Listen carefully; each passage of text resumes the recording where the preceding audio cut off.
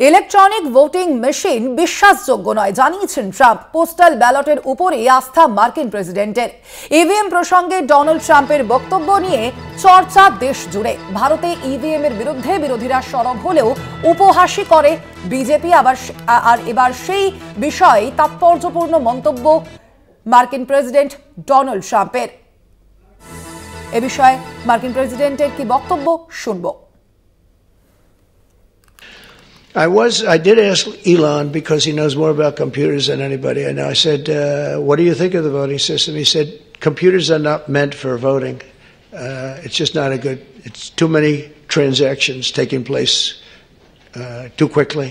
It's just not, he said, honestly, and I've gone to the best people, the smartest computer minds from MIT, from others. My uncle was a professor for 41 years at MIT. And a brilliant guy, and I got to know a lot of the people up there, and they will tell you that the most secure way that you can secure the election, and probably the fastest way, because there can be very little hanky-panky, is paper ballots. Can you? আমরা কথা বলবো এই বিষয়ে। আমাদের সঙ্গে phone লাইনে রয়েছেন কলকাতা টিভির পলিটিক্যাল এডিটর আশিস চট্টোপাধ্যায়। আশিস দা, একেবারে এই যে ডোনাল্ড ট্রাম্পের যে বক্তব্য এই নিয়ে যে ইলেকট্রনিক ভোটিং মেশিন বিশ্বাসযোগ্য নয়, ভারতের ক্ষেত্রে কতটা গুরুত্বপূর্ণ তার এই বক্তব্য? দেখো, এখানে ভারত বা পৃথিবীর অন্য কোনো দেশ, সব দেশের ক্ষেত্রেই এটা গুরুত্বপূর্ণ। মূল কথাটা হচ্ছে ইলেকট্রনিক ভোটিং মেশিনকে বিকৃত করা সম্ভব কিনা।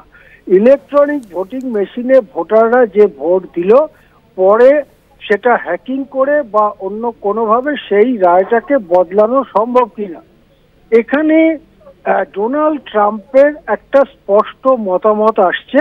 সেই মতামতটা কি, যে আমি ইলনের সাথে কথা বলেছিলাম। ইলন মানে ইলন মাস্ক, টেসলার প্রধান এবং পৃথিবীতে সব থেকে বেশি টাকা পয়সা যার আছে সেই ইলন মাস্ক, এবং তিনি কম্পিউটার ইত্যাদির ব্যাপারেও অত্যন্ত দক্ষ এবং বিশেষজ্ঞ বলে ধরা হয়। সেই ইলন মাস্কের সঙ্গে কথা বলেছেন ট্রাম্প। এছাড়া এমআইটির গুরুত্বপূর্ণ বিশেষজ্ঞদের সাথেও কথা বলেছেন বলে ট্রাম্প জানালেন, এবং তারা সবাই বলেছে যে কম্পিউটারটা ভোট নেওয়ার মতো জিনিস নয়, কম্পিউটারে ভোট নেওয়া উচিত নয় বা ইভিএম এ ভোট নেওয়া উচিত নয়।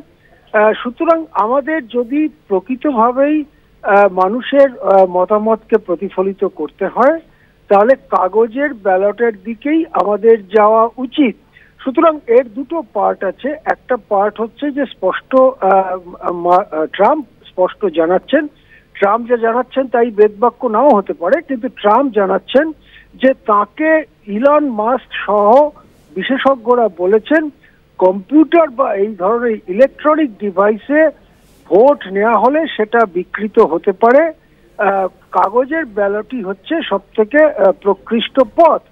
2 নম্বর কথা হচ্ছে ভারতের ক্ষেত্রে যে কোনো কারণেই হোক, এই বর্তমান বিজেপি সরকার এবং তাদের দল, তাদের একটা প্রচন্ড ইভিএম প্রীতি আছে। নির্বাচন কমিশনও বারবার বলেছে এই ইভিএমকে কিছুতেই পরিবর্তন করা যায় না। তাদের দিক থেকে একটা প্রতিক্রিয়া নিশ্চয়ই ভারতবাসী আশা করে, কেননা ভারতে ইভিএম কে বিকৃত করার অভিযোগ কিন্তু অতীতে বারবার উঠেছে। সর্বশেষ মহারাষ্ট্র বিধানসভা নির্বাচনেও কিন্তু একই ধরনের কথা উঠেছিল। হ্যাঁ, ধন্যবাদ আপনাকে। আমরা কথা বলছিলাম, আমাদের সঙ্গে ফোন লাইনে ছিলেন কলকাতা টিভির political editor Ashis Chattopadhyay. Electronic voting machine বিশ্বাসযোগ্য নয়, এবার এমনটাই মন্তব্য করলেন ডোনাল্ড ট্রাম্প। পোস্টাল ব্যালটের উপরই আস্থা মার্কিন প্রেসিডেন্টের। ইভিএম প্রসঙ্গে ডোনাল্ড ট্রাম্পের এই বক্তব্য নিয়ে চর্চা দেশ জুড়ে। ভারতে ইভিএম এর বিরুদ্ধে বিরোধীরা সরব হলেও উপহাসই করেছে এতদিন ধরে বিজেপি নেতৃত্ব, এবং এরই মাঝে ডোনাল্ড ট্রাম্পের এই বক্তব্য ইলেকট্রনিক ভোটিং মেশিন বিশ্বাসযোগ্য নয়, তার এই বক্তব্য যথেষ্টই গুরুত্বপূর্ণ হিসেবেই দেখা হচ্ছে। পোস্টাল ব্যালটের উপরেই আস্থায় রেখেছেন মার্কিন প্রেসিডেন্ট, সে বিষয়টিও জানিয়ে দেওয়া হলো তার পক্ষ থেকে। ইভিএম প্রসঙ্গে ডোনাল্ড ট্রাম্পের এই বক্তব্য নিয়ে চর্চা শুরু হয়েছে ইতিমধ্যেই। ভারতে ইভিএম এর বিরোধিতা করেছে বিরোধীরা এর আগেই আমরা দেখেছি এবং সেই প্রেক্ষাপটে ট্রাম্পের এই বক্তব্য যথেষ্টই তাৎপর্যপূর্ণ।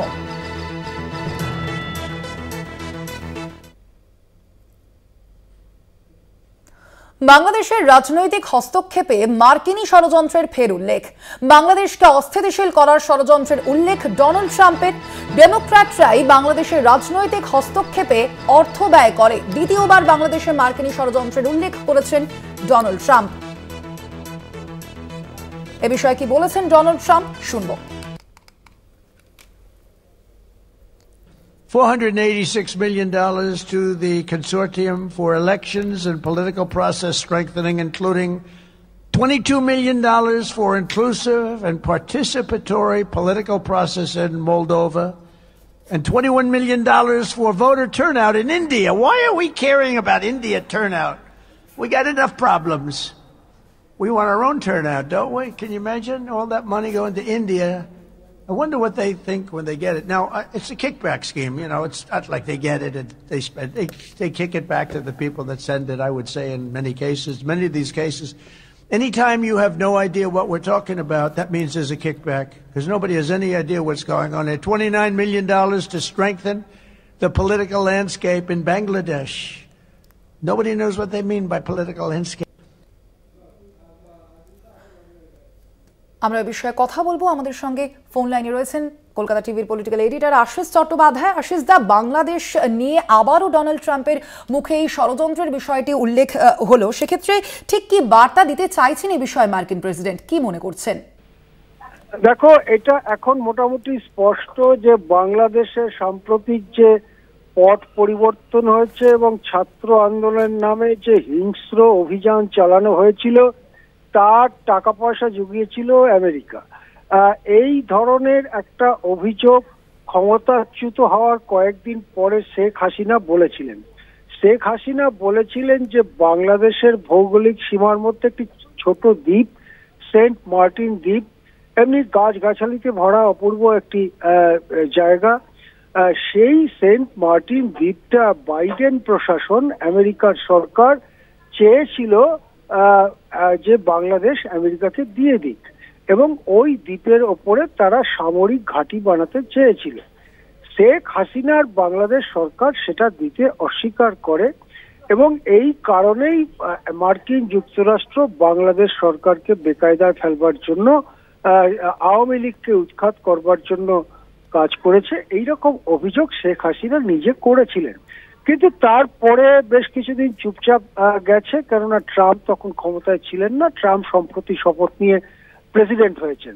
এইবারে কিন্তু ট্রাম্প পরপর দুবার বললেন যে বাংলাদেশে রাজনৈতিক হস্তক্ষেপ করবার জন্য টাকা ব্যয় করা হয়েছে এবং সেই টাকা ব্যয় করেছে ডেমোক্র্যাটরা, অর্থাৎ জো বাইডেন যে ডেমোক্র্যাট পার্টির থেকে প্রেসিডেন্ট ছিলেন দেশের, তারাই এই কাজটা করেছে। সেইটা কিন্তু ট্রাম্প পরপর দুবার বললেন।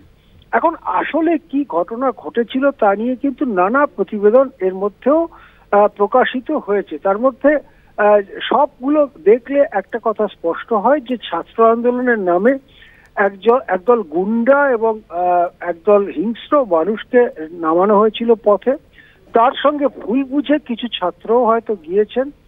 এরা হচ্ছে মূলত মৌলবাদী, ইসলামী মৌলবাদী, জামাতে ইসলাম, হেফাজতে ইসলাম, এই ধরনের সংগঠনের সঙ্গে যুক্ত এই গুন্ডারা। তাদেরকে প্রচুর টাকা জোগানো হয়েছিল, সেই টাকা যেমন আমেরিকা দিয়েছে, হয়তো পাকিস্তানি গোয়েন্দা বিভাগ থেকেও দেয়া হয়ে থাকতে পারে। তারা হিংসার অভিযানে দেশকে ডুবিয়ে দেওয়ার চেষ্টা করে। আওয়ামী লীগের শাখা সংগঠনগুলো কিছুটা প্রতিরোধ করার চেষ্টা করে, কিন্তু দেখা যায় ধীরে ধীরে সেনাবাহিনী এবং পুলিশ নিষ্ক্রিয় হয়ে গেছে। গোটা দেশটা ছেড়ে দেওয়া হয়েছে ওই হিংস্র অভিযান যারা চালাচ্ছে সেই গুন্ডাদের হাতে। তারা জেল ভেঙে শত শত দাগী অপরাধীকে মুক্ত করে দেয় এবং একটা সময় এসে এমন দাঁড়ায় যে শেখ হাসিনার বাড়ি ঘিরে ফেলে কয়েকশো উন্মত্ত ওই জনতা, গুন্ডারা, এবং পরিস্থিতি এমন দাঁড়ায় যে সেনাবাহিনীর প্রধান বলেন হাসিনাকে যে আপনি এক্ষুনি বাড়ি থেকে বেরিয়ে না গেলে আপনার জীবন সংশয় হবে, আমরা ঠেকাতে পারবো না। কেন? তার কারণ সেনাবাহিনী সম্পূর্ণ নিষ্ক্রিয় হয়েছিল। সেই পরিস্থিতিতে শেখ হাসিনাকে দেশত্যাগ করতে হয় 5 আগস্ট 2024। সেই জন্যে তখন থেকেই এই কথাটা রয়েছে যে মার্কিন টাকায় মার্কিন মদতে এবং পাক টাকায় পাক মদতে কমোডিটি ঘটেছিল বাংলাদেশে। এবারে ডোনাল্ড ট্রাম্প বারবার এই কথাটা বলার পরে সেই খবরেই কিন্তু সিলমোহর পড়ছে। বাংলাদেশের বিপ্লব তথাকথিত কোনো স্বতঃস্ফূর্ত ঘটনাই নয়। বাংলাদেশে যা হয়েছে সেটা হচ্ছে মার্কিন এবং সম্ভবত পাক টাকায় পাকিস্তানের টাকায় পাকিস্তানের গোয়েন্দা বাহিনীর পৌরোহিত্যে একটা গুন্ডামিমূলক ঘটনা যাতে সেনাবাহিনীকে নিষ্ক্রিয় করে রাখা হয়েছিল। হ্যাঁ, ধন্যবাদ আপনাকে। আমরা কথা বলছিলাম, আমাদের সঙ্গে ফোন লাইনে ছিলেন কলকাতা টিভির পলিটিক্যাল এডিটর আশিস চট্টোপাধ্যায়।